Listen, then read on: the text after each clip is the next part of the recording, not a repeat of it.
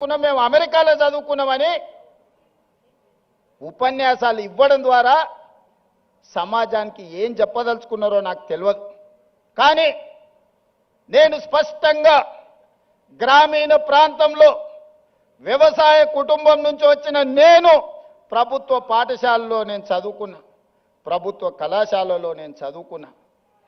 నాకు భాష గొప్పగా రాకపోవచ్చు, కానీ ప్రజల యొక్క మనసును తెలుసుకునే విద్య నాకు వచ్చు. పేదవాడు ఏం అడుగుతాడు, ఏం ఆలోచన చేస్తాడు, పేదవాడు ప్రభుత్వం నుంచి ఏం ఆశిస్తాడు, ఒక చదువుకునే పిల్లవాడికి ఏమి కావాలి, ఆ పిల్లవాడు చదువుకుంటే ఈ సమాజానికి ఏ రకంగా ప్రయోజనం ఉంటుంది అనేది నాకు తెలుసు.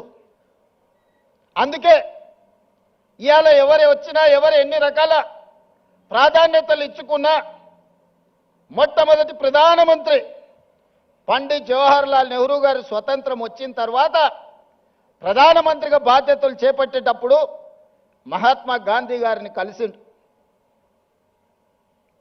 బాబూజీ, నేను ప్రధానమంత్రిగా బాధ్యత తీసుకుంటున్నా, మీరు నాకు ఇచ్చే సలహా ఏమిటి అని మహాత్మా గాంధీ గారు ఒక మాట చెప్పారు. పరిపాలనలో నువ్వు తీసుకునే నిర్ణయం తీసుకునే ముందు నీ నిర్ణయం పేదవాళ్లకు, నిస్సహాయులకు ఏ విధంగా ఉపయోగపడుతుందో ఆలోచన చేసి నీ కళ్ళ ముందు ఆ పేదవాడిని, నిస్సహాయుని గుర్తు తెచ్చుకున్న తర్వాత నువ్వు నిర్ణయం చెయ్యి, తప్పకుండా పేదలకు, నిస్సహాయులకు అది ప్రయోజనం చేకూరుతుంది అని. ఆ స్ఫూర్తి ఈనాడు మేము తలుసుకున్న మా ప్రభుత్వం తీసుకునే ఏ నిర్ణయమైనా పేదవాడికి ఏ విధంగా ఉపయోగపడబోతుందో, నిస్సహాయులకు ఏ విధంగా సహాయాన్ని అందించబోతుందో, నిలబడడానికి శక్తి లేని వాళ్ళను నిటారుగా సొంత కాళ్ళ మీద నిలబెట్టడానికి అవసరమైన ప్రణాళికల్ని మా ప్రభుత్వం, నా సహచర మంత్రివర్గంలో అందరం కలిసి ఈనాడు నిర్ణయం తీసుకుంటున్నాం. అందులో భాగంగానే ఉస్మానియా యూనివర్సిటీకి ఆగస్టులో వచ్చినప్పుడు నేను చెప్పిన, ఒక ఆయన సవాలు విసిరిండు, శాతనైతే ఆర్ట్స్ కాలేజ్ దగ్గర పోయిరా అని. నేను వాళ్ళలాగా దొంగను కాదు, ఫామ్ హౌజులు కట్టుకోలేదు, గడీల లాంటివి నిర్మించుకోలేదు. ఉన్నదేదో నాకున్నది, నా కష్టంతో, నా శక్తితోని, సమాజంలో గౌరవంతో ఇంత దూరం వచ్చిన. ప్రజలు ఆశీర్వదించారు, ప్రజల అభిమానంతో గుండెల్లో పెట్టి చూసుకున్నారు. 2006న ఒక జిల్లా పరిషత్ మెంబర్గా రాజకీయాలలో చిన్న పదవిలో నా ప్రయాణం మొదలైంది. నేను జిల్లా పరిషత్ మెంబర్ అయినప్పుడు పెద్దగా ఏం ఆలోచన చేయలే, కానీ ఏదైనా చెయ్యాలని ఒక సంకల్పం పెట్టుకున్నా. ప్రజలు ఆశీర్వదించారు. జడ్పీటీసీ అయినా, ఎమ్మెల్సీ అయినా, ఎమ్మెల్యే అయినా, ఎంపీ అయినా, ఈనాడు ఈ దళితులు, ఆదివాసీలు, గిరిజనులు, బలహీన వర్గాలు, మైనారిటీ సోదరులు, రైతులు, మహిళలు, యువకులు నిండు మనసుతో ఆశీర్వదిస్తే ఈ రాష్ట్రానికి ముఖ్యమంత్రి అయి మీ సోదరుడిగా ఆర్ట్స్ కళాశాల ముందు నిలబడ్డా. ఇంతకంటే గొప్ప అవకాశం జీవితంలో ఎవరికైనా వస్తుందా?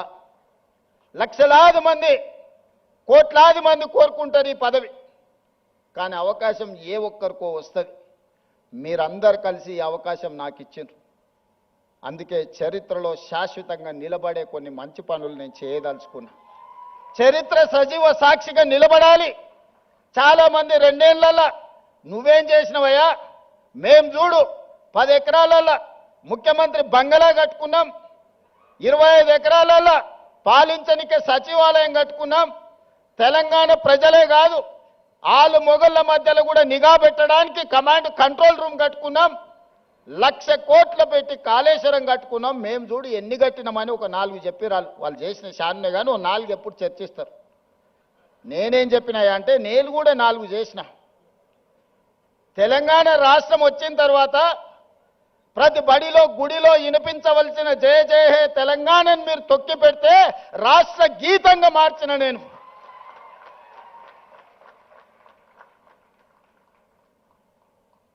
ఆనాడు తెలుగు తల్లి ఎవడికి రా తల్లి, నాకు అన్నం పెట్టిందా, నా కడుపు నింపిందా, ఎవరికి కావాలిరా తెలుగు తల్లి అని ప్రగల్భాలు పలికిన గొప్ప మాటలు మాట్లాడిన వాళ్ళు 10 ఏళ్లలో ఈ సమాజానికి తెలంగాణ తల్లి ఎట్లుంటుందో బహుజనుల తెలంగాణ తల్లిని వాళ్ళు ఆవిష్కరించలేకపోయినారు.